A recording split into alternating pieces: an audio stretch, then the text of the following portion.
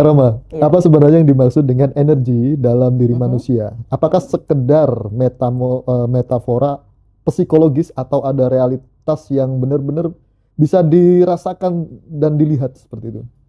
Menurut Kak Roma seperti Energi itu. itu bisa dirasakan, bisa dilihat, Mas. Oke. Energi itu pengertiannya sendiri adalah emosi yang bukan emosi, kondisi emosi yang aktif di dalam diri seseorang. Mm-mm. Kayak gitu. Di dalamnya itu ada perasaan, tindakan, pikiran, dan fokus. Dan fokus. Yes. Ini akan mengeluarkan energi. Dan energi ini memiliki frekuensi. Mm-mm. Dan otak kita sebagai router menyampaikan frekuensi yang dari dalam diri kita ini ke semesta. Mm-mm. Kenapa tidak menyebutkan Sang Pencipta, Kak Roma? Sang Pencipta itu adalah pemimpin yang paling di atas kayak gitu. Ya. Ini kita membicarakan tentang cara bekerja hukum semesta ini. Sama seperti seseorang membuat anak, ada hukumnya kan, ada caranya kan. Sama, hukum semesta ini juga ada cara kerjanya, Mas. Oke. Dan bahasa semesta itu adalah frekuensi. Kenapa harus bikin anak ya? Soalnya nanti dikaitin Mas sama agama. Oke. Kayak gitu loh. Padahal ini selaras gitu loh, Mas. Takutnya kayak gitu. Analoginya lebih gampang gitu, Mas. Seperti itu ya. Oke. Lalu apa pandangan Mbak Roma terkait energi sebagai kesadaran hidup? Oke, energi itu adalah kesadaran hidup. Menarik, saya jadi menarik nih Mas. Iya, Betul itu. harus menarik kan? Iya betul. Itu betul, energi itu adalah kesadaran hidup. Jelas. Karena energi ini berasal dari emosi yang aktif dalam diri kita. Kalau kita tidak sadar, emosi yang akan mengendalikan kita. Bukan kita yang mengendalikan emosi kita. Jadi kalau kamu mau main di ranah frekuensi dan menjadi pemenang, ya harus mengerti bagaimana cara hukum semesta ini bekerja. Dan untuk bisa menjadi pemain yang bisa mengikuti alur hukum semesta, kamu harus sadar tentang energi yang kamu miliki di dalam diri kamu. Gitu, Mas. Oke. Makanya disebut sebagai kesadaran. Itu betul. Saya setuju, Mas. Tos dulu. Kalau misalnya nih kita Ya. pengen menjaga energi kita supaya bagus tuh dipengaruhi sama makanan dan lain-lain nggak sih kira-kira? Ngaruh, Mas. Banget. Ini kopi saya udah nggak pernah lagi pakai gula. Iya. Gula itu akan memberikan terlalu banyak endorfin. Terlalu banyak endorfin di dalam diri kita jadi kurang waspada. Kurang waspada membuat otak kita tidak berpikir lebih rasional. Kayak gitu. Terlalu banyak gula Bikin bodoh. bukan bodoh, Mas. Tapi iya sih. tapi katanya temenku, ngapain pakai gula bikin bodoh, jangan gitu, kebanyakan Iya. gitu. Mungkin dalam perspektifnya itu tidak rasional jadi bodoh gitu, Mas. Ya, Mas ya. Betul. Itu saya setuju sama kata-kata Mas ya. Itu betul. Mungkin lebih paham mereka kalau saya bilang bodoh. Bikin cepet tua nggak sih? Ah, betul. Betul lagi. Itu ya setuju, Mas. Makanya saya belajar dari sekretaris saya sih. Sekretaris saya selalu bilang, Roma kalau mau awet muda pakai air putih. Selalu, always. Kayak gitu, Mas. Lebih bagus. Kan ciptaan Allah gitu. Ya, ciptaan manusia, ciptaan Allah lah yang pilih. Rokok bagus dong berarti, tembakau ya. Enggak, Mas. Kan ciptaan manusia. Tembakau ciptaan Allah. Harusnya makannya cengkeh dong. Kan tembakaunya udah diolah. Iya kan? Iya.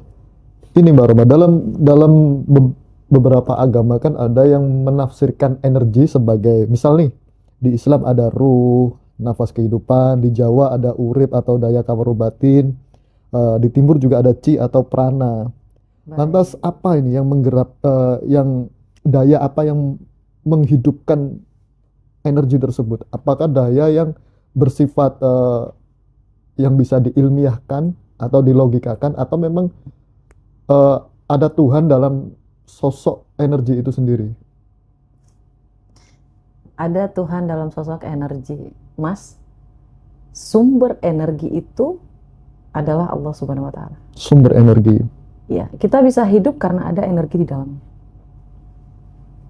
Termasuk juga jiwa kita. Itu betul. Jadi Allah itu satu, ini ngalir ke semuanya. Ke dalam diri kita juga. Kayak gitu.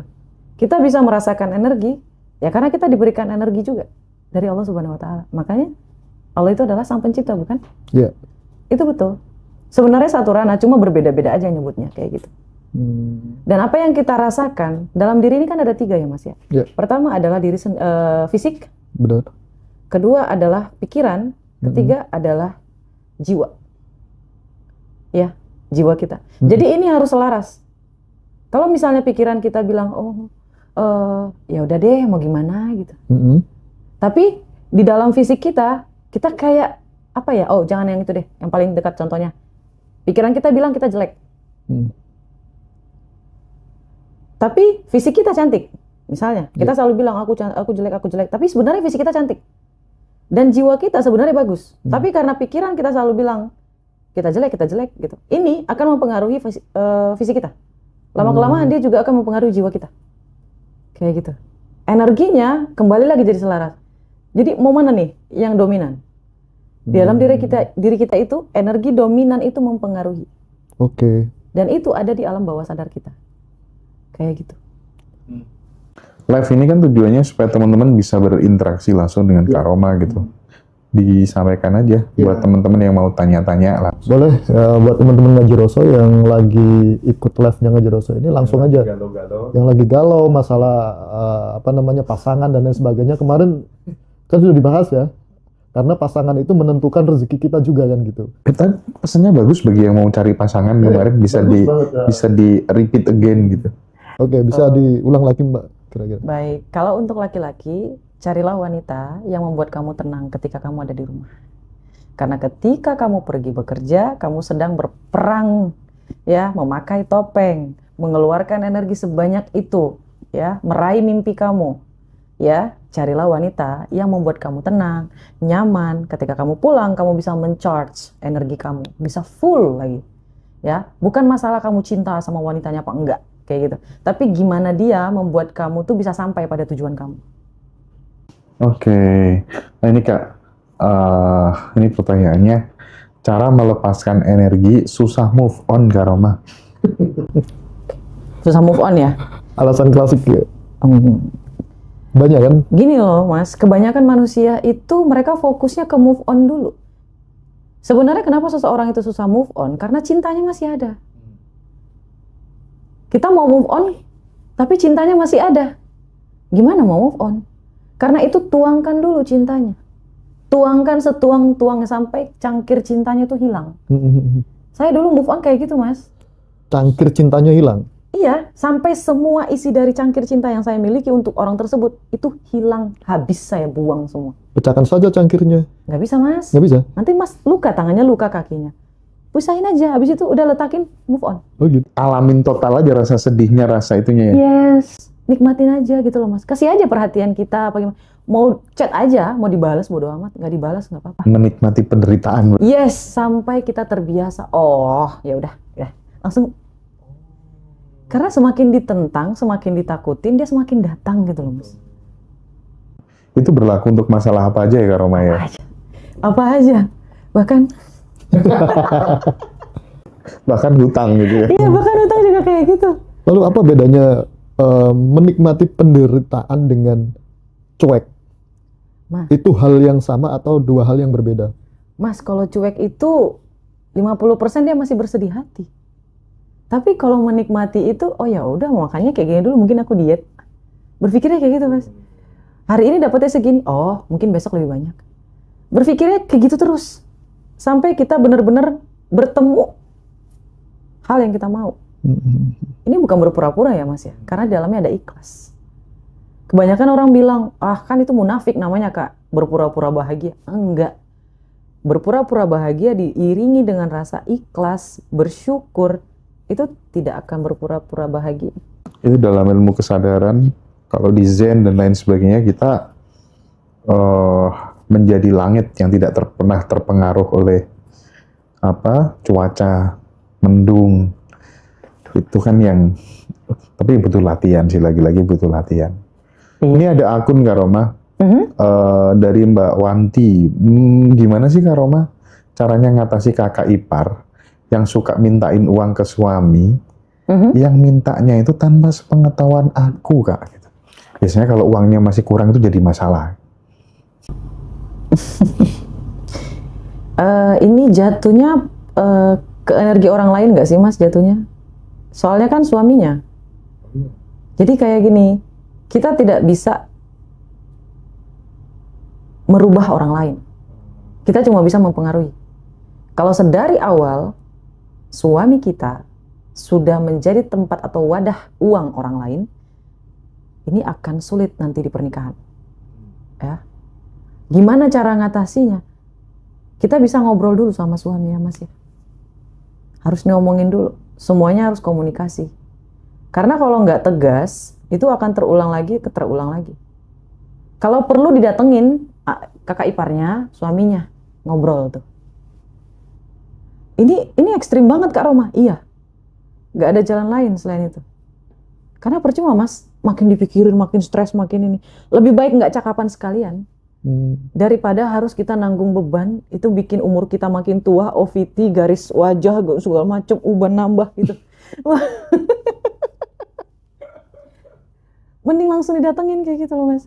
Misalnya kemarin beberapa minggu terakhir ini ada nih yang suka sama saya nih Mas, misalnya Mas ya. Saya nggak suka sama dia, saya langsung bilang. Beneran juga nggak apa-apa. Iya, saya langsung bilang, mohon maaf saya nggak suka gitu. Apa nggak ada kesempatan Kak Roma? Mohon maaf. Bentar. Kayak gitu. Ini nih menarik nih. Iya. Kadang kan kita tuh nggak enakan gitu ya. Jangankan nolak orang gitu ya. Iya. Kadang dipinjemin uang itu aja kita nggak enakan, apalagi kalau itu keluarga. Tapi gara-gara nggak enakan itu, pada akhirnya kita sendiri yang berantakan gitu. Betul Mas. Nah, transformasi prinsip apa yang bikin dirimu jadi kayak semacam tanpa beban? Mohon maaf, saya nggak ini. Itu tuh apa? Kembali lagi Mas, rasa takut. Dia takut tidak ditemenin. Dia takut dimusuhin. Dia pikirannya kayak gini, nanti kalau aku yang ngalamin, Dikucilkan. siapa yang bantu aku? Tuh. Kayak gitu-gitu ya. Iya Mas, jadi kayak misalnya nih Mas pinjam duit ke saya. Padahal sebenarnya saya kekurangan, ya Mas ya. Saya nggak mampu sebenarnya ngasih pinjam Masnya. Tapi saya pinjam dari mana-mana supaya saya bisa ngasih ke Mas. Benar. Ya kan? Kalau sekali nggak apa-apa ya Mas. Tapi masalahnya Mas selalu ngelakuin itu kepada saya kayak gitu ya Mas ya. Saya paksain diri saya untuk nolong Masnya. Hanya karena saya takut Masnya tidak mau lagi jadi saudara saya. Saya takut Masnya nggak sayang lagi sama saya. Saya takut Masnya musuhin saya kayak gitu. Kalau saya kuncinya adalah jangan takut. Manusia itu punya waktu sama kita. Kayak gitu loh Mas. Kalau udah waktunya dia pergi, dia akan pergi. Jadi mereka akan diganti yang jauh lebih baik. Kalau misalnya Masnya bilang caranya gimana? Hilangin rasa takutnya. Meskipun kakinya gemetar untuk nolak utangnya gitu Mas ya. Saya mohon maaf ada utang, padahal kakinya gemetar gitu Mas ya. Mohon maaf ya, saya ada yang mau saya bayar. Oh, ada kuncinya Mas. Kalau mau bilang mohon maaf saya nggak bisa nolak, saya harus nolak. Itu nggak boleh pakai kayak gini. Itu ada bahasanya loh Mas. Maaf ya, saya nggak bisa ngasih minjam ke kamunya karena saya harus bayar utang saya dulu. Tatap matanya Mas. Itu harus ditatap matanya. Saya mohon maaf ya. Sorry, nggak bisa. Tadi nggak boleh gini itu maksudnya apa, Mbak? Terlalu menundukkan kayak gini nggak boleh. Oh, berarti body language itu juga Iya penting. penting ya? Penting, meskipun dalam hati ya Allah tolong gitu. Atau yang paling gampang tuh, udahlah tak kasih aja lah 100.000, 200.000 gitu. Udah nggak bakal minjem lagi biasanya sih. Kalau 100 kali gimana Mas? Berarti nggak tahu diri sih. Itu yang saya bilangin Mas. Kalau sekali 2 kali nggak apa-apa. Toh kita juga kan sedekah Mas. Tapi nanti di ujung penghujung kalimat ada kita bilang ya Mas ya. Ada kalimat peringatan juga di situ. Aku mohon maaf ya, ini yang terakhir. Di lain waktu aku tidak akan bisa nolongin kamu lagi. Bang, kalau pasangan hidup saya tuh selalu negatif terus ke saya gitu. Bicara tuh seenaknya gitu. Apa yang harus saya lakukan? Cerai? Tegur. Ada 3 langkah sih. Pertama, perbaiki energi kita. Karena kamu disandingkan dengan pasangan yang negatif, mohon maaf, saya minta maaf. Karena alam bawah sadar kamu juga toksik. Yang baik akan bertemu dengan yang baik. Yang buruk akan bertemu yang buruk.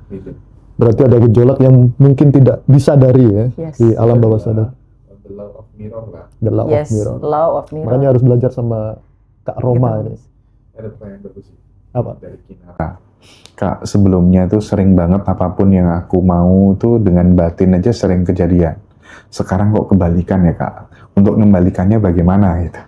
Apa yang dia alami sekarang, Mas? Dia nggak detail ngasih taunya. Dia harus tahu dulu apa yang dia alami sekarang, apa yang dia pikirkan, apa yang dia rasakan. Karena ini semua tentang perasaan. Kalau dulu mungkin dia lebih sering bahagianya.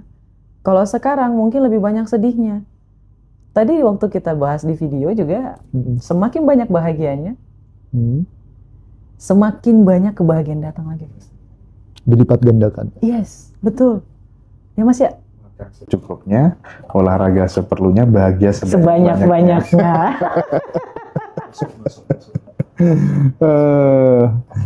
Gimana sih Kak Roma caranya biar kita tuh pikiran, tindakan, dan perasaan tuh bisa selaras gitu Kak, katanya?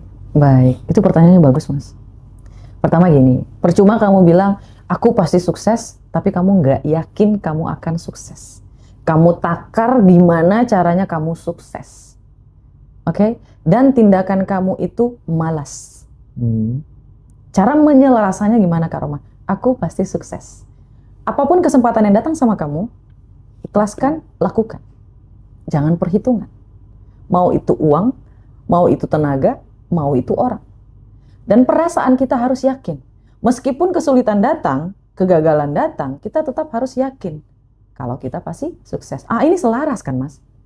Ada orang yang dia yakin, dia percaya, dia selalu bilang, aku harus positive thinking. Tapi pikirannya, utang kebayar nggak ya? Nggak ada rasa yakin gitu loh Mas. Dan tindakannya itu lebih kayak depresi gitu. Jadi lebih baik cari kebahagiaannya, biar dia bisa selaras pikiran, perasaan, dan tindakannya. Oke. Terus gini nih, ada menarik lagi nih. Kalau kita kan, misalnya dirimu dapat transfer 50 juta kan, bersyukur itu kan gampang tuh. Iya. Nah masalahnya di fase yang sangat sulit banget, tapi masih bisa bersyukur tuh gimana caranya Kak Roma? Ini sering banget sih Mas, pertanyaan kayak gini sering banget. Masalahnya kayak gini, situasi itu tidak akan pernah berubah kalau kamu nggak berubah. Kalau kamu selalu bilang, bagaimana caranya bersyukur di saat yang sulit, maka kamu sedang dalam kondisi yang sulit. Betul apa enggak? Betul. Dan bagaimana caranya? Bersyukur aja. Misal, ketika kamu makan, even cuma telur ceplok ya Mas ya. Ya Allah ya Rabbi, enak. Kunyah. Telurnya rasakan, amis Kak Roma, nggak masalah. Yang penting kamu masih bisa makan gitu. Nikmati angin semilir gitu loh Mas. Ketika naik motor, naik sepeda, jalan kaki. Nikmatin rasa sakitnya waktu jalan gitu loh Mas. Lihat pemandangannya. Kalau nggak punya uang kayak gimana Kak Roma jalan-jalan? Kan ada dibangun sama Anies ya. Ini yang bundaran AI.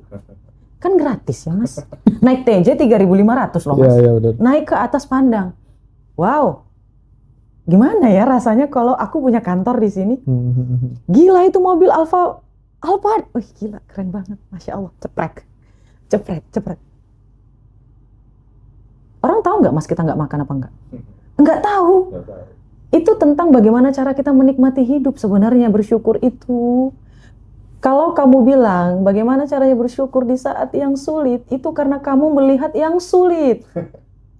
Ya, kamu masih bisa jalan, masih bisa makan, masih bisa bersuara, masih bisa berdiri, masih bisa duduk, masih bisa bangun.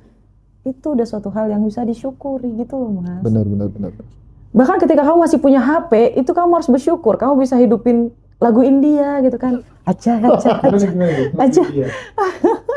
Sitara.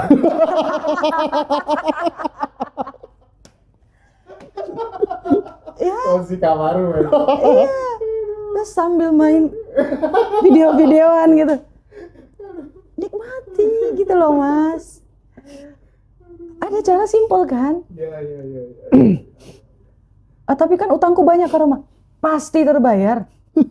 Pasti. Penting banyakin bahagia ya teman-teman ya. Nyanyi lagu India. Kak Roma, minta sarannya dong. Apa tuh? Cara lepas hubungan dengan suami orang gimana ya? Kok susah banget gitu. Dalam ini Kak. Ini Ani masih nonton.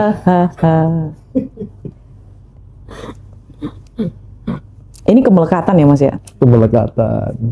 Iya. Kemelekatan. Jadi. Ini yakin Mas mau dibahas di sini? Iya. Jangan ya. dikit aja deh tipsnya biar nggak melekat gitu ya. Mungkin ya, Oke. biar itu agak general gitu maksudnya. Pertama, kalau aku jadi mbaknya, aku akan mengajak nikah. Itu pertama. Kalau dia nggak mau, aku akan bilang, sudahin di sini aja. Meskipun aku kangen setengah mati, ya, itu pintu akan aku kunci. Aku tidak akan keluar dari ruangan itu, tidak akan aku hubungi, tidak akan aku lakukan apapun untuk dekat sama si cowok itu. Itu kedua. Yang ketiga, enjoy your life. Ya, kalau kamu mau berpisah dari dia, ambil dulu duitnya yang banyak. Ya. Kamu buka bisnis, oke?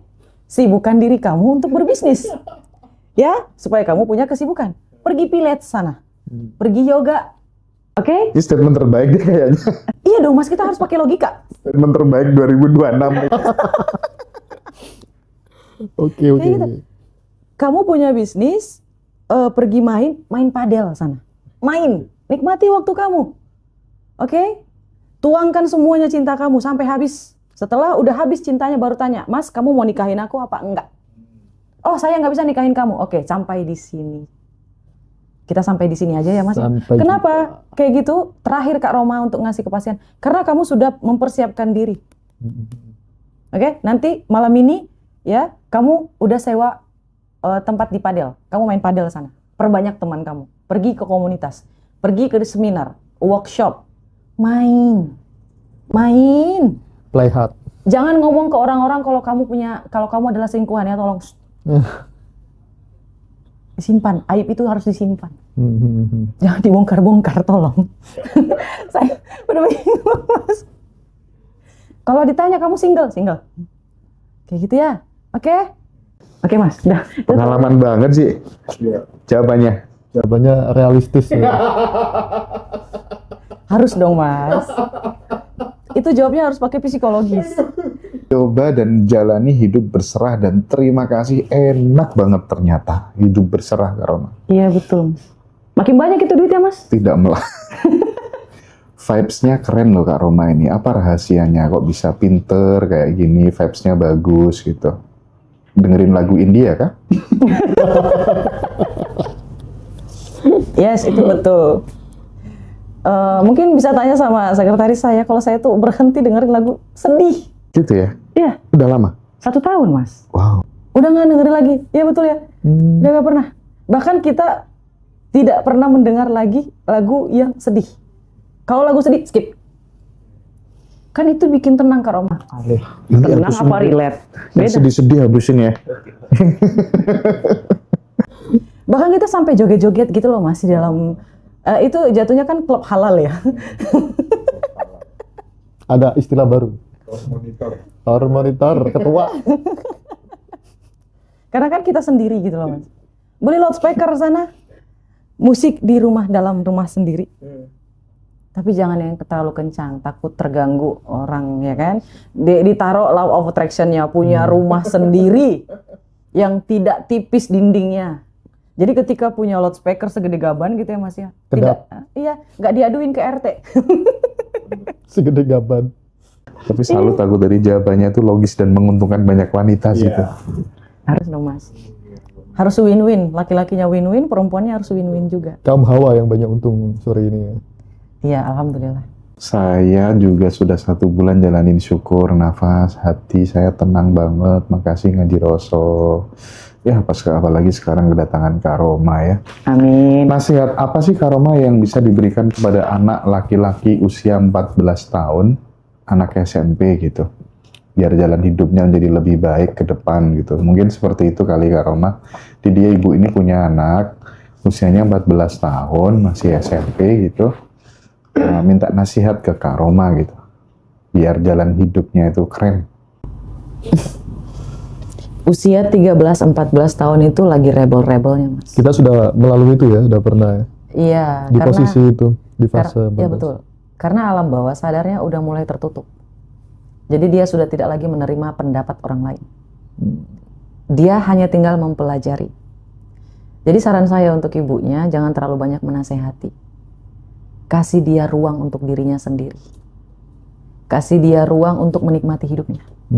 Biarkan dia melakukan hobinya. Jangan ditekan terus untuk menjadi orang lain. Jangan bandingkan dia. Kalau dia punya hobi untuk main bola, silahkan. Didukung hobinya. Kita memberitahu kalau kita ada di samping dia itu dengan cara mendukung dia, hobinya, kasih target juga iya. Jadi kita memberi nasihat tapi dengan cara tidak mengajari gitu loh, Mas. Karena Jadi, dia dalam rebel-rebelnya gitu loh, Mas. lebih cenderung ke diskusi ya. Iya, betul. Kita bertanya, kamu mau apa nih? Oh, aku mau main bola sama teman aku. Ya udah didukung aja gitu loh, Mas. Oke. Kamu boleh, saya akan dukung semuanya cuman satu.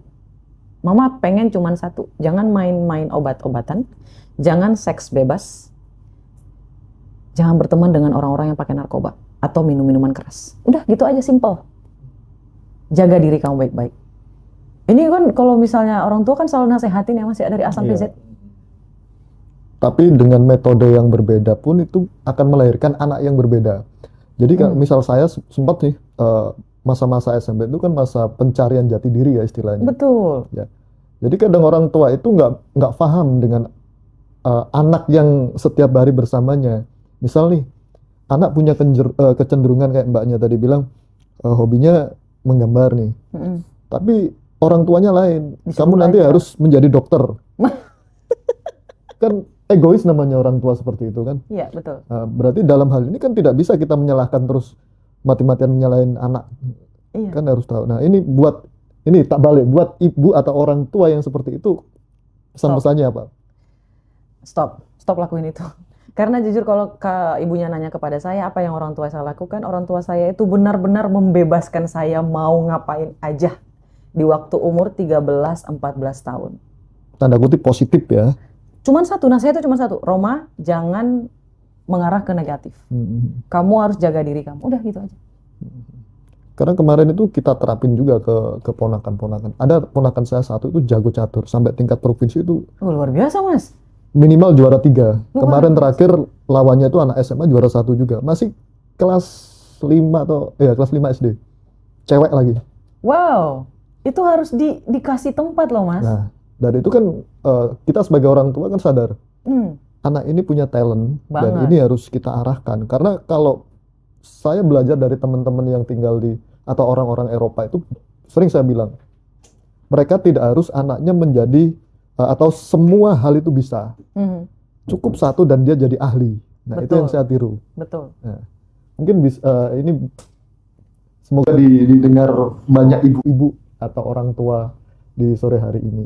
Mungkin. Tapi itu itu keponakannya Mas Keponakan. ya, harus dikasih waktu untuk main ya. Karena Iya, dia juga masih anak kita kecil. tidak pernah membatasi karena Betul. memang fasenya memang yang namanya anak itu fase main. Itu sih, Mas. Tapi kadang saya juga riskan juga banyak, apalagi saya tinggal di Surabaya ya. Anak sekolah itu pulang itu sampai jam 10, jam 11. Gila nggak? Beda dengan kita zaman waktu kecil kan. Pulang jam 1. Pulang jam 1 atau jam 12. Kalau yang muslim nanti habis maghrib baru ke musola atau ke masjid ngaji jam 7, jam 8 udah pulang, nonton TV, jam 9 tidur. Anak sekarang sekolah sampai jam 4. Kebayang ya, Ibu ya? Anaknya pulang sampai jam 4 sore. Tekanan, aku bayangin tekanan pikirannya seperti apa itu. Iya, dan di rumah harus nuruti perintah orang tua juga lagi. Nah, Menikmati waktunya itu nggak ada. nggak ada. Itulah kenapa ketika umurnya sudah mulai belia, mereka akan semakin energi yang tertumpuk ini, rasa stres yang tertumpuk, energi negatif yang tertumpuk itu meledak suatu waktu. Makanya tadi saya ketawa ketika Kak Roma bilang segede gaban. Anak zaman sekarang nggak bakal tahu gaban itu sosok superhero dari Jepang yang ada di mana, Mas? Oh, saya nggak tahu malah, Mas. Gedenya itu gede banget makanya Oh. namanya gaban. Makanya orang Jakarta bilang ini segede gaban di Ancol. Oh, itu tuh asalnya. Saya belajar asal muasal kata gaban itu dari mana? Dari Ancol. Kalau anak sekarang nggak mungkin lihat TV anak. Ada dulu film-film anak, lagu-lagu anak nggak ada kan? Iya. Sekarang kasihan. Ini bisa mungkin harapan saya tersampai ke KPI ya. Iya. Kasih ruang kepada anak biar bisa nonton Betul. dan lain sebagainya. Bicara tentang energi pikiran Kak Roma.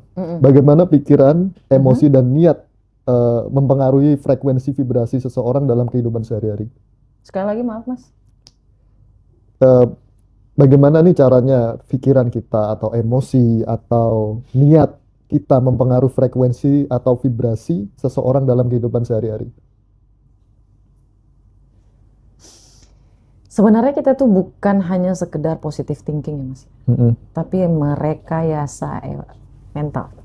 Ini adalah rekayasa mentalitas. Emang bisa direkayasa? Bisa dong. Gimana nih Bisa. caranya? Gimana? Saya udah tulis nih. Oh, udah ditulis. Sudah disiapin ternyata. Mengubah energi itu artinya kita merekayasa mental, Oke. mengubah identitas, dan mengaktifkan kejeniusan. Mengaktifkan kejeniusan. Ya, ketika pikiran yang sadar ketemu dengan alam bawah sadar, disitulah kecerdasan kamu akan tak terbatas. Oke. Itulah kenapa orang-orang yang sudah sadar, spiritual awakening, dan orang-orang yang sudah mulai menyadari siapa dia sebenarnya, rezekinya ngalir luar biasa. Itu fakta, itu nyata. Itu fakta ya. Itu fakta Mas. Sama kayak Mas ya, Mas udah sadar ini mana kebakatnya nih. Dari kecil saya sudah sadar kecenderungan saya enjoy di bidang saya. Saya kan dari kecil kan sukanya art ya, terutama seni rupa. Anak seni rupa Mas ya? Saya bukan sekolah seni rupa, saya sastra Inggris, tapi dari kecil saya suka drawing. Bisa drawing tapi? Oh, saya bikin logo, bikin apa. Pelanggan saya dari Eropa banyak. Itu juga sekretaris saya seorang desainer tuh. Dia ini Iya. freelancer juga. Jadi Seni rupa juga kitanya. bikin brand. Masya Allah. Terus yang kasta tertinggi saya drawing itu ternyata di skin, di kulit manusia. Saya 5 Tato? tahun di Bali. Wow. Bikin Banyak usaha loh duitnya tato. Mas di Bali. Banyak, tapi banyak juga gampang juga hilang. Betul sih. Outputnya banyak ya Mas ya? Outputnya banyak. Carinya gampang, buangnya gampang. Iya, betul. Jadi dari sana saya belajar. Oh iya, sebenarnya orang itu cukup tahu, tapi tidak harus semuanya bisa. Yes. Padahal, mohon maaf nih, saya dulu sempat ngajar juga kan. Ternyata guru itu juga nggak bakal bisa semuanya kok. Emang. Apalagi murid kan. Iya. Jadi cukup tahu murid ini atau anak ini kecenderungannya di bidang apa. Mm-mm. Harus sadar dengan kesadaran penuh pasti jadi kan. Jadi. Benar kata Kak Rohma. Iya. Ketika kita sadar dan alam bawah sadar kita juga mengikuti kesadaran kita, disitulah kecerdasan kita menjadi tidak terbatas. Itu betul Mas. Itu ini bukan fiktif, ini fakta. Fakta. Iya. Karena kita menjadi pelakunya. Iya. Dan kebanyakan orang masih tetap di zona-zona miskin. Zona miskin itu bukan kamu miskin, bukan. Zona miskin itu artinya kamu mengeluh, kamu membandingkan diri, kamu nggak percaya diri, kamu penakut, ya, kamu overthinking, kamu cemas, ya, itu zona miskin. Kenapa banyak orang yang masih tetap berkutat-kutat di sini aja? Karena membuang-buang waktu untuk berkata yang tidak penting, ya, berkata buruk kepada orang lain, menghardik orang lain, mengeluh, dan membandingkan diri dengan orang lain. Daripada kamu fokus pada diri kamu sendiri, ya, berpikir di dalam diri kamu sendiri, who are you? Siapa kamu? Kamu mau dikenal sebagai siapa? Kamu itu mau bagaimana? Ingin apa? Bukan melihat tetangga yang udah punya mobil, punya rumah, punya ini. Masuk ini. Kalau di kampungku, kalau orang sudah bilang Rozi, oh berarti tukang gambar ya. Iya. Terus gimana Mas? Ya secara nature, secara alamiah, sampai beberapa generasi, sampai anak-anak kecil, taunya saya orang seni. Padahal aku nggak pernah bilang kalau saya orang seni. Kalau di kampungku tukang angkot. Angkut mayat. Allahu Akbar. Ada yang komen ya Mas ya? Jadi tukang angkot gitu. Jadi angkot gitu. Supir angkot. Astagfirullah. Gak apa-apa Mas, angkotnya limosin. Kalau juragan angkot kan is okay ya. Itu lebih bagus lagi. Itu lebih bagus lagi. Ya. Lalu apakah frekuensi rendah dan tinggi itu nyata atau hanya label moral seperti baik, buruk, positif, negatif aja Mbak? Pertanyaannya bagus Mas. Tapi masalahnya energi itu nyata. Real ya. Energi itu bukan kayak bentuk cahaya. Ya. Energi itu juga bukan aura. Energi itu mempengaruhi aura. Kayak gitu Mas. Energi itu memiliki frekuensi. Energi itu mempengaruhi kamu dalam bertindak. Energi pengertiannya adalah emosi yang sedang aktif di dalam seseorang. Kayak gitu. Kayak gitu ya. Iya. Dan mempengaruhi nggak sehari-hari? Pengaruhi dong, Mas. Kalau setiap hari dia OVT, kira-kira orang suka nggak sih ngeliat dia? Enggak, Mas. Nggak bakal. Pusing di samping orang yang suka OVT tuh. Iya, betul. Ngeluh aja tuh bawaannya. Benar-benar. Kita lagi bahagia nih, Mas. Dapat pencapaian nih. Terus dia datang samping kita terus bilang, hari ini rezeki nggak banget. Kita yang dapat rezeki jadi, iya. Jadi kita jadi kayak, ngaruh nggak, Mas? Terus besok-besok saya nih atau Masnya di samping orang yang OVT itu nggak akan mau lagi ngobrol gitu loh, Mas. Bener. Nggak mau lagi nawarin pekerjaan, nggak mau lagi nawarin, nih orang negatif. Saya itu selalu menghindar dengan orang-orang yang seperti itu karena dikit-dikit ngeluh. Padahal mereka juga nggak tahu perjuangan kita di luar itu seperti apa. Seperti kata Mbak Roma tadi, ketika kita atau Mas Hendra tadi ya, seorang raja itu jarang menampilkan dia itu rasa sedih di muka umum. Meskipun dia sedih, pasti nanti di belakang layar lah. Harus, Mas. Gitu. Harus. Sedih itu disimpan, bahagia itu bagi sama orang lain. Bahagia kabarkan. Iya, aku ada kebahagiaan nih, ini buat kamu, ini buat kamu, ini buat kamu. Kayak kata Mas Hendra tadi, kebahagiaannya dibagi-bagi. Apalagi Masnya ngelihat nih, ini peluang nih, peluang nih. Mau nggak? Investasi ya Mas Hendra ya? Investasi. Oke. Bib, tanya Bib. Tanya Bib, mau tanya apa Bib? Bentar. Nih banyak nih nanya nih kayaknya. Banyak banget nih yang nanya nih. Agar energi kita selalu stabil gimana ya Kak Roma ya? Biar nggak naik turun kayak yoyo gitu. Nah itu kan banyak yang seneng Kak Roma. Kamu guru lagi gitu ya. Alhamdulillah. Energinya biar stabil. Kamu mau jadi robot kah? Emosinya stagnan. Nggak apa-apa sih. Saya juga mempelajari itu.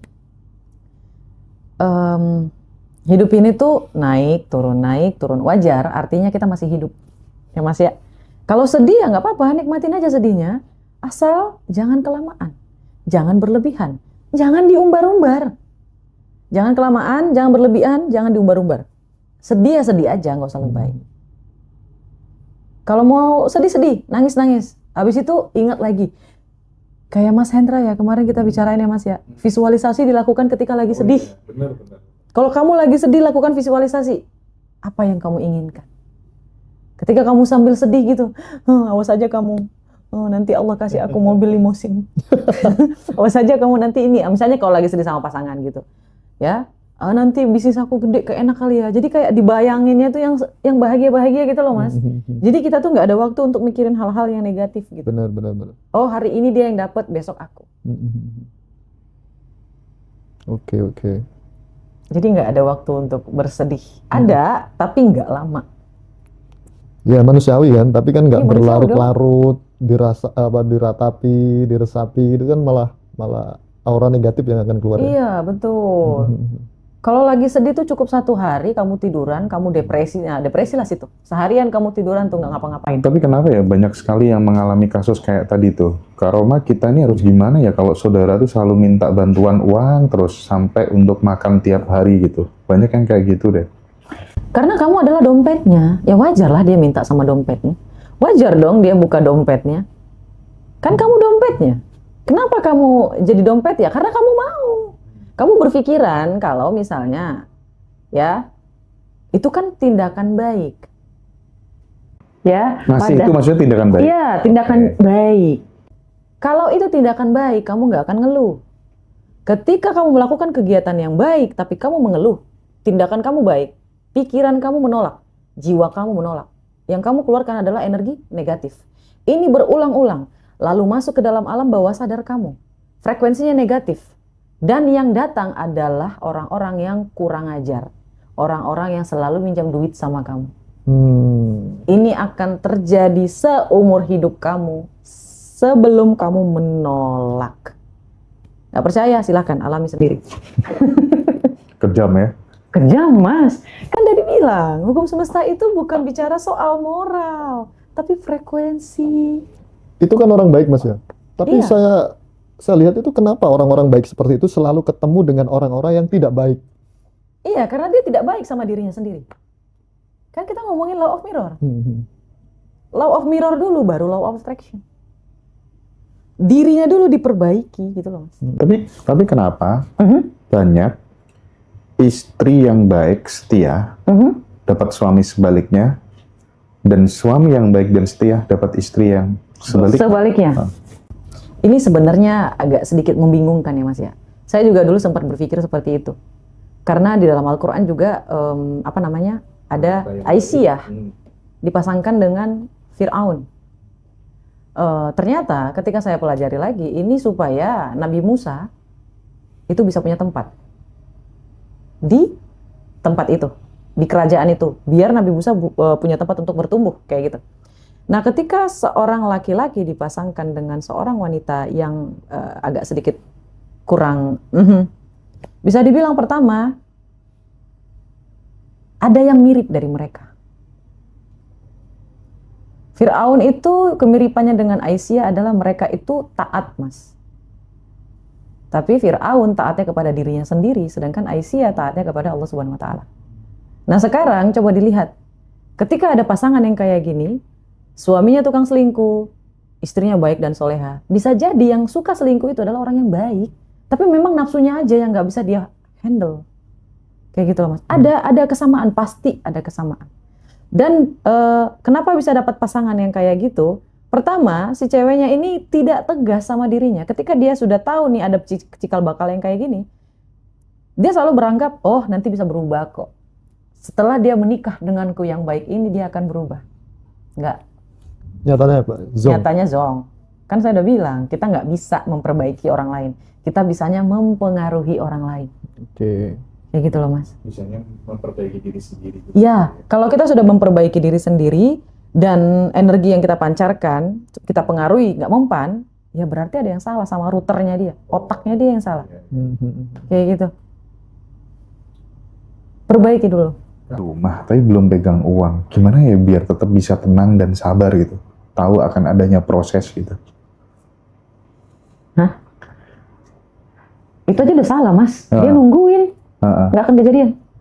Nungguin ya? Nungguin. Iya. Harusnya fokus ke effort aja ya? Iya. Ke apa? Atau gimana? Dia udah, coba tanya, Mas, dia tahu nggak rumah apa yang dia mau? Nah, rumah apa yang dimau Kak Hana? Iya, Kak Hana tuh mau rumah yang seperti apa? Rumah kan banyak ya? Iya. Sudah di print belum?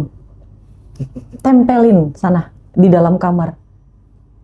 Visualisasikan di dalam pikiran kamu. Setelah itu ikhlaskan. Ibarat kayak kita sudah mesen di Shopee. Ya Mas ya, kita nggak ngecek terus. Udah datang belum? Udah datang belum? Yang ada nyangkut dia entah kemana. Ibarat kalau ngelakuin law of attraction itu kayak mesen sesuatu, udah kita pasti tahu dia datang, Mas. Habis itu kita bahagia, enjoy. Makan secukupnya, olahraga secukupnya, bahagia sebanyak-banyaknya. Tanpa batas. Pak Roma, aku tuh dikucilkan loh sama tetangga, sama saudara di lingkungan itu, gitu, di lingkungan gitu. Solusi dari Mbak Roma apa gitu katanya? Sebentar, kamu nyari teman atau minta dikulik? Karena karena tidak ada. Jawabannya. Ya, karena tidak ada asap tanpa api. Why? Why this is happening? Kenapa ini bisa terjadi? Kalau kamu sudah melakukan yang terbaik dan kamu masih tetap dimusuhi, kamu berada di tempat yang salah. Pindah, jual sekalian rumahnya sekalian. Kenapa kayak gitu? Bahaya, Mas. Benar. Kita itu pengen hidup tentram, nyaman, bahagia. Kan bahagia harus sebanyak-banyaknya. Benar banget. Terus berada di lingkungan toksik kayak gitu, kalau bisa pindah. Gak usah banyak drama. Gitu ya. Sewain tempatnya kalau enggak. Kalau enggak taruh tuh law of attraction-nya. Ya Allah, enak kali ya pindah ke tempat yang luar biasa, tempat klaster misalnya. Cari tahu di mana perumahan yang bagus. Perumahan orang kaya ya, karena di perumahan orang kaya itu kamu mau jungkir balik juga mereka nggak peduli. Vibrasi terjaga juga. Iya, Mas. Saya sekarang baru paham kenapa orang kaya itu suka ketenangan. Karena semakin tenang semakin cuan. Berarti sama dong kejadian misal kita di tempat kerja, ketika kita menjadikan diri kita sebagai ahli di tempat itu kan kita akan dihargai ya. Iya. Tapi kalau kita menjadi orang lain dengan pekerjaan yang mungkin tidak passion kita, kita akan dibodoh-bodohkan ini. Sama ya. Itu tergantung selera sih Mas. Kalau hidup dengan orang tua, misalnya kayak orang tua yang ya dia NPD gitu Kak Roma, atau sering ngeluh gitu Kak Roma gitu. Sebagai anak kan kadang males ya ngumpul lama-lama sama mereka. Tapi di sisi lain nanti kalau tak tinggal kan ya durhaka juga aku, siapa yang bakal ngerawat dia padahal udah besarin aku dari kecil gitu. Tapi kalau diterus-terusin juga berantakan juga hidup. Kayak itu gimana? Nah, itu alasan tuh Mas. Kan bisa ngirimin duit, bisa nyewa ART, ya biar kita fokus dulu ke tempat yang lain. Jangan fokus ke situ, kamu fokus ke durhakanya terus. Lama-lama kamu jadi durhaka, nggak percaya kamu? Ada loh Mas sampai ngebunuh orang tuanya gara-gara dendam. Walah. Karena dia memaksakan sesuatu hal yang sudah tidak bisa dia tanggung, kayak gitu. Mending menghindar dulu ya sementara. Iya. Dan itu yang nomor pertama. Yang kedua, kamu bisa menumbuhkan empati kamu lebih besar. Kalau orang tua kamu sudah mulai mengeluh, mending kamu cium deh. Mamaku sayang, berhenti ngeluh. Ini duit. Nah, kasih dia duit. Sana jajan. Gitu. Sana beli ini mah. Jadi kita lebih banyak empatinya, diperbesar energi positifnya kayak gitu. Ada yang memfollow up jawabannya Kak Roma tadi. Karena istri yang setia itu biasanya selalu berpikiran semoga nggak dapat suami yang tukang selingkuh. Gitu. Ya, takut. Nah, rasa takut itu sendiri mendatangkan itu sendiri, mampus. Ya Allah, kasihan banget. Harus diubah ya pola pikirnya ya. Iya, betul Mas. Dan si cowok punya pemikiran, aku pengen cewek yang mau, yang taat, yang mendengarkan aku, yang setia denganku. Dia fokusnya ke situ Mas. Akhirnya dapat yang baik-baik. Kayak gitu. Mbak Roma, tanya dong, menjalankan bisnis itu biar cepat melejit dan berkembang gimana ya? Iseng-iseng. Iseng-iseng berhadiah. Nggak usah terlalu serius kamu jalaninnya, sumpah. Serius Mas. Terlalu serius malah makin rugi. Kamu nikmatin waktu kamu. Kan kayak kata Masnya Hendra tadi ya. Ya, urusi bisnisnya. Nggak usah ngambil pusing. Ya, nggak usah dimarah-marahin karyawannya. Bahagiakan karyawan kamu, bahagiakan customer kamu, bahagiakan supplier kamu. Maka dunia semesta akan membahagiakan kamu. Membahagiakannya itu jangan sampai menyakiti kamu. Fokusnya itu adalah kamu untuk bahagia, bukan dapat mengharapkan sesuatu dari bisnis itu gitu loh Mas. Ada orang kan kalau berbisnis itu menggantungkan seluruh hidupnya ke situ gitu loh Mas. Sedangkan orang yang selalu beruntung dalam bisnis itu biasanya orang yang kayak happy aja gitu loh Mas. Happy aja gitu jalanin bisnisnya. Pasti ada perkataan, iseng-iseng buka warung seblak, sekarang punya restoran gitu. Iseng-iseng jualan ini, sekarang orderannya banyak, ya nggak Mas? Memang iseng-iseng. Nah, setelah dia berjalan sudah mulai ini, baru kamu serius. Finansialnya diatur kayak gitu. Itu nanti makin melejit. Ini ada yang membenarkan jawabannya Kak Roma nih. Betul Kak Roma, saya sudah lakukan pindah 100 meter dari rumah lama. Alhamdulillah hidup saya sekarang udah nyaman. 100 meter. Radiusnya 100 meter. Aman berarti dia. Nah, itu baru solusi Mas. Dia nggak fokus di kesedihan gitu. Dimanapun aku berada, selalu didekatkan dengan orang yang iri, dengki, dan toksik. Salahku di mana, Kak?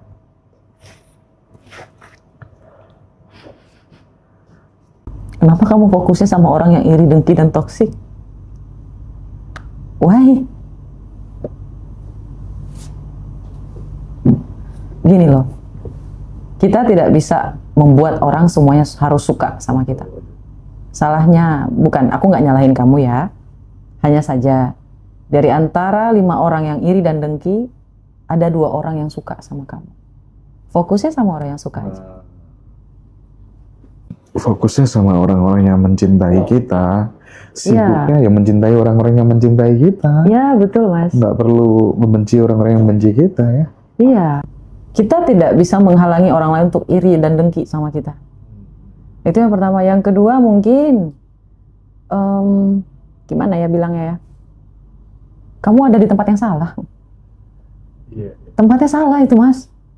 Padahal saya seneng banget loh, Mas, kalau teman saya ada yang cerita kalau dia baru beli mobil baru, BMW, Mercedes. Karena apa, Mas? Ketika saya dengar itu, artinya giliran saya selanjutnya. Terima kasih Tuhan sudah menunjukkan masa depan. Yes, betul. Di sisi lain kita juga sejauh mata kita memandang kalau itu indah bagus kan enak juga mata kan. Enak, Mas. Enak. Nah itu loh. Mau nyoba nggak Roma naik mobil gue? Mau lah. Kak, bener banget tuh. Aku iseng-iseng jualan, malah laku gitu. Nah, tuh. Pokoknya jangan terlalu serius ya Kak Roma ya. Jangan. Jangan terlalu serius. Nikmatin aja prosesnya. Iya.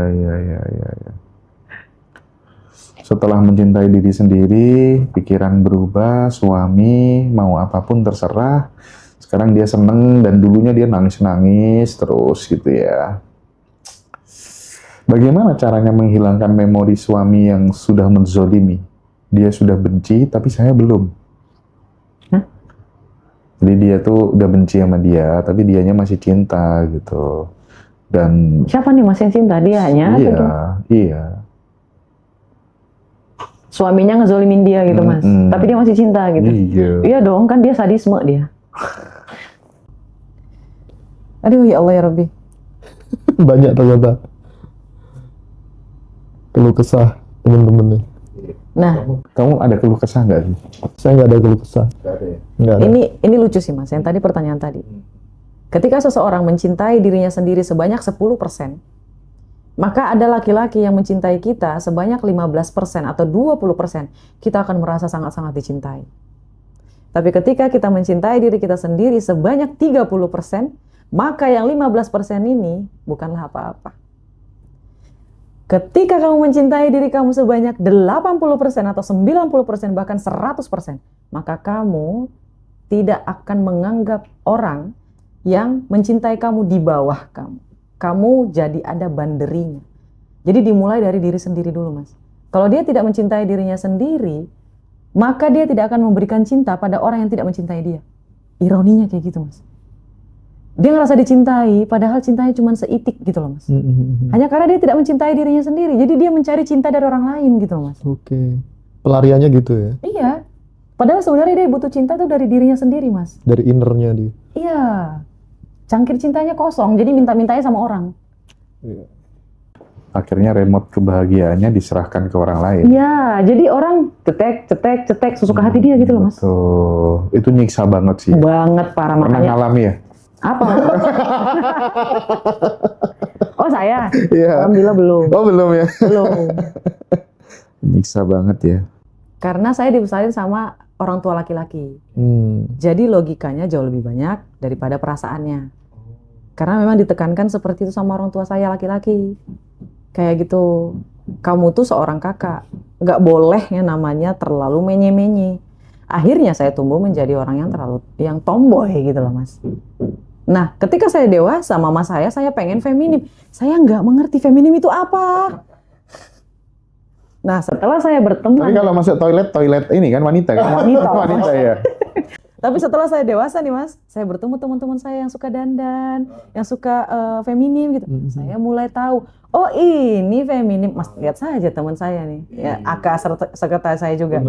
Feminimnya luar biasa. Nah, saya ngikut nggak? Ngikut, karena nggak saya ngelihat, oh ya ini yang baik, kayak gitu. Tuh, duduknya aja feminim banget tuh, Mas. Untung. Ya tuh. Untung nggak kelamaan jadi maskulin. Tapi saya mulai ngikutin arus, Mas. Saya nggak ngelawan lagi soal maskulin kayak gitu apa gimana. Saya mulai berpikir, oh saya ambil baiknya dari ayah saya, buruknya saya buang. Saya udah maafin. Harus bisa memfilter ya. Iya. 1-2 pertanyaan lagi teman-teman ya. Gimana Kak Roma cara mencintai diri sendiri? Self love yang benar itu dimulai dari mana? Ya, banyak banget nih pertanyaan sebenarnya, Mas ya. Sebelum kamu mencintai diri kamu sendiri, terimalah siapa kamu. Terima diri kamu dari A sampai Z. Kekurangan, kesalahan, kegagalan, kelebihan. Jangan menolak pujian. Kalau ada orang yang muji kamu, kamu hebat, kamu keren. Alhamdulillah karena Allah. Gitu aja. Kalau kamu merasa tidak enak dipuji. Ya. Kegagalan, ketidakberuntungan, bahkan kecacatan. Oke? Itu terima dulu. Itu adalah siapa kamu. Sebelum kamu mau melawan arus, ikutin arus dulu. Dan ketika kamu sudah tahu riaknya, udah tahu gimana gelombangnya, baru kamu bisa melawan arus. Ini kamu nggak tahu riaknya, nggak tahu gelombangnya, nggak tahu arahnya, terus kamu mau melawan arus gitu, mati. Gimana? Keren. Nah, lanjut ya Mas ya. Angkot. Lanjut ya Mas ya. Setelah menerima diri sendiri nih, ya, kamu sudah memaafkan semuanya, kamu udah ikhlas sama semuanya. Perlahan kamu bisa menyukai diri kamu. Kamu jadi pengen lebih pintar, kamu jadi pengen lebih banyak bersosialisasi, omongan kamu jadi lebih banyak yang positif. Pikiran kamu tuh lebih enak, lebih tenang, lebih positif. Keluhan kamu mulai berkurang. Kayak gitu dulu, jangan tiba-tiba kamu langsung spending money, lakuin hobi, lakuin ini. Enggak, kamu mulai dulu menerima diri. Ini dilengkapi terus nih Mas. Banyak banget orang yang nggak ngomongin ini gitu loh Mas. Traumanya nggak diselesain dulu. Oke, dipendam sendiri ya. Iya, nggak diselesain dulu, dikunci rapat-rapat, nanti yang ada jadi membludak lama-lama. Ya. Jadi stroke, jadi kanker itu penyebabnya salah satunya kayak. Itu stres nggak sih Mas? Aduh. Atau Rozi ada terakhir. Ini ada tanya gini. Silakan. Cara menghilangkan rasa tidak percaya diri, grogi di depan orang itu gimana, Mbak? Kamu nggak terbiasa ya depan umumnya. Kamu bisa beberapa hal. Pertama, ya baca buku. Harus baca buku. Dengerin podcast kalau nggak mau baca buku. Ya, nih misalnya nih ngaji Roso nih, sering-sering didengerin. Biar kamu dapat ilmu yang baru. Itu satu. Kedua, lakukanlah hal yang belum pernah kamu lakukan. Meskipun kamu takut. Berkali-kali saya udah tekenin, surprise diri kamu, kejutkan diri kamu akan sesuatu hal yang belum pernah kamu lakukan supaya dunia kamu itu mengejutkan kamu juga. Kamu akan selalu mendapatkan apa yang kamu dapat dari apa yang kamu lakukan. Kamu nggak bisa mendapatkan A dari formula B. Kalau kamu mau dapat A, formulanya harus A. Jadi formulanya itu harus diubah. Kamu pengen percaya diri tapi kamu tidak belajar untuk mengatasi rasa takut. Baca bukunya tuh public speaking. Baca bukunya itu yang bagus, yang mengarah ke arah untuk percaya diri. Bagaimana cara good looking, bagaimana cara bicara yang baik, bagaimana cara punya teman yang banyak, bagaimana cara punya link. Jangan dibaca buku tentang yang itu apa sih Mas, kayak gentle remind, bukan, saya nggak mau nyebut ini. Tentang ya yang berbeda gitu loh. Jadi satu-satu dulu, jangan dicampur aduk baca bukunya. One by one ya. Gitu. Iya, one by one. Selesain dulu sama diri sendiri gitu. Atasi rasa takutnya dulu. Tantang diri kamu, kejutin diri kamu. Itu harus ya Mas ya, harus. Harus. Itu saya sudah lakukan beberapa tahun yang lalu. Pengen ngomong di depan publik, gemeter Mas. Sudah pegang mic, mau tak buang. Iya betul. Serius, Iya. pertama saya ngomong di depan publik itu langsung di depan Abu Rizal Bakri. Allahu Akbar. Audionya banyak. Gemetar Mas. Sudah kadung gini, lari nggak ya? Lari. Nah itu, lama-lama sudah biasa akhirnya. Itu yang nyuruh yang stres sih. Aduh. Kok bisa langsung tiba-tiba jadi di depan Abdul? Iya. Karena saya ikut organisasi dan kebetulan beliaunya juga satu frame di organisasi itu dan ada kesempatan 10 audiensi untuk tanya jawab. Wow. Nah saya yang ke-10, mau kabur nggak ya? Kabur ya nggak ya? Dalam hati saya. Itu gemetar nggak kakinya Mas? Oh, keringet adem kan. Tangannya masih gini Mas. Gini pasti gini. Jadi saya berpikir kalau saya tidak mengawali dari sini, selamanya saya pasti tidak akan berani. Itu ilmu sadar Mas. Iya kan? Alhamdulillah Mas udah berpikir kayak gitu. Tapi kamu ngomong nyaman banget sama Mas Rozi gitu ya. Oh saya memang orangnya agak sedikit touchy Mas, saya minta maaf. It's okay, no worry. Karena abang saya jauh lebih banyak Pak, Mas Hendra. Tapi keren tuh yang disampaikan Mas Rozi itu. Sebenarnya masalahnya jam terbang aja. Biasanya kan kalau Iya, kita kalau ngomong di terbiasa. depan muka umum itu kan kalau nggak sini keringat dingin keluar, kadang ngomong di tengah jalan tuh hilang. Apa yang di dalam Iya. pikiran kita hilang pasti. Apalagi saya Mas kurang bisa fokus. 5 menit sekali saya pasti gerakin sesuatu. Saya itu supaya bikin saya sadar, oh ini harus kayak gini, oh nanti kayak gini. Itu makanya terkadang saya menyadari kalau saya tuh ngomong tuh jalannya digini-gini dulu nih. Karena memang cara orang bekerja, beda-beda. cara bekerja otak saya berbeda Mas, kayak gitu. Jadi saya tidak menganggap itu kelemahan, enggak. Cuman berpikirnya aja yang berbeda. Cuman kelebihan saya adalah menyerap sesuatu Yang orang lain kurang paham, saya bisa kasih nih kayak gini nih, kayak gitu mas. Dan itu seni. Dah. This is art. Dan itu yang ngasih tahu itu juga orang terdekat saya. Mhm. Karena beliau kan tidak suka baca buku ya. Ada salah satu sahabat saya itu tidak suka sama sekali baca buku. Tapi dia suka dengar ilmu. Aneh ya mas ya? Dia nggak suka baca, tapi dia pengen tumbuh. Nah akhirnya dia sering bilang, kamu baca buku itu ilmunya apa? Wah, saya yang suka bicara ya mas ya. Saya yang suka public speaking ya kan. Saya suka ya sharing gitu. Saya cerita mas dari A sampai Z. Itu didengerin terus mas. Oh gitu. Oh terus nanti jadi kayak gini gimana? Kayak gini. Oh I see. Kamu kenapa sih nggak jadi public speaking aja? Kenapa nggak jadi content creator aja? Katanya. Bisa-bisanya buku yang 1 halaman aku baca aku langsung menyerah. Aku langsung mengerti dari kamu gitu. Iya sih benar. Alhamdulillah mas. Karena perkataan itulah mas, saya berpikir, apa iya ya? Ingat mas, kejeniusan? Ketemu dari omongan orang yang melihat gitu mas. Kita nggak bisa ngeliat kejeniusan kita. Benar. Baca garis tangan guys. Ini ada nih di Ngaji Roso nih. Coba. Jangan langsung perhitungan, mahal Kak Roma. Coba. Cuma 200.000 kok. Emang cuma 200.000 mas? Iya. Ya. Mereka nganggap ya itu kalau belajar itu mahal mas. Iya. Padahal menurut saya itu nggak mahal. Tapi kalau segitu kan not expensive ya. Very terjangkau lah. Enggak, itu nggak mahal mas. Uang jajan kita kan. Iya betul. Sehari ya habis lah itu.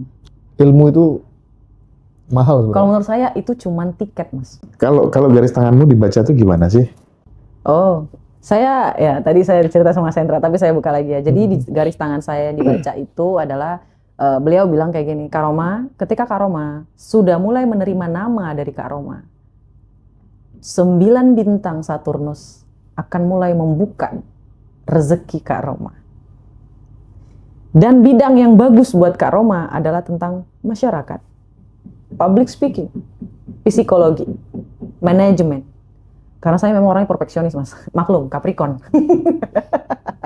Jadi segala sesuatu itu harus tertata dan sesuai dengan seperti apa yang saya mau. Itu bagus tuh, manajemen katanya gitu.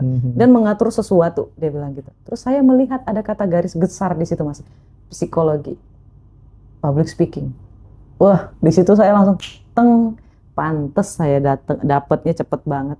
Ternyata saya nggak ngelawan arus. Jadi kalau kamu mau penasaran ya, kamu bisa baca dulu. Jangan langsung protes. Kalau kamu ngeliat sesuatu hal, belum dicoba, jangan protes. Sayang energinya mas. Oh ini gimana nih caranya nih? Bayar. Oh nggak mempan. Oh ya nggak apa-apa. Anggap aja rezeki buat dia. Tapi kebanyakan orang ngerasa kayak untung dan rugi mas. Padahal mah untung dan untung banget. Untung dan untung banget. Yes. Nggak ada rugi. Baru tuh. Untung dan untung banget. Oke deh ya. Kak Roma, terima Ya. kasih banyak sudah berkenan Alhamdulillah. memberikan banyak hal di Ngaji Roso sore kali ini. Mudah-mudahan Kak Roma sehat terus ya, terus bersinar terang gitu ya, Amin Allahumma amin. menerangi Dunia. kegelapan. Ada ini nggak? Ada closing statement yang terakhir buat teman-teman di Ngaji Roso barangkali gitu ya. Silakan. Kak Roma. Oh, dari saya mas. Iya dong. Masya Allah. Biasakan untuk punya me time guys. Karena ketika kita ingin berhasil dalam hidup, kita harus punya waktu untuk diri sendiri. Ketika kita dalam ruang diri sendiri ini, me time, waktu yang sunyi ini, disitulah kita bisa mengatur alam bawah sadar kita. Menulis ulang alam bawah sadar kita. Dari yang awalnya negatif, kita bisa menulis ulang menjadi positif. Sehingga ketika kita tidur, ya, pikiran kita bekerja dengan cara yang baik. Dia menarik ide, peluang, kesuksesan, kemakmuran, dan segala macam. Dan ketika kamu membuka mata, yang kamu lakukan adalah afirmasi positif. Bukan mengingat, aduh, kerja hari ini, ya Allah capeknya. Tuh. Kamu buka mata udah langsung mikir, malas banget kerja karena alarm bunyi mas. Itu tuh dari alam bawah sadarnya kayak gitu. Jadi buat teman-teman harus ada me time. Penting Ingat, banget ya. Ya, me time itu harus ada di kala waktu yang sunyi. Usahakan 15 menit 1 hari. Kalau lebih bagus sih 1 jam. Berarti sama kayak mendetok diri kita sendiri ya? Iya mungkin? Mas, tanpa apapun ya, tanpa apapun. Itu sekarang paham ya kenapa rumah orang kaya itu ada ruang kerja. Paham ya kenapa ada ruang raja. Tapi nggak boleh, itu nggak boleh disebut, itu ilmu mahal. Nanti kita bisa tiru. Ya, Iya. thank you. Bye-bye guys.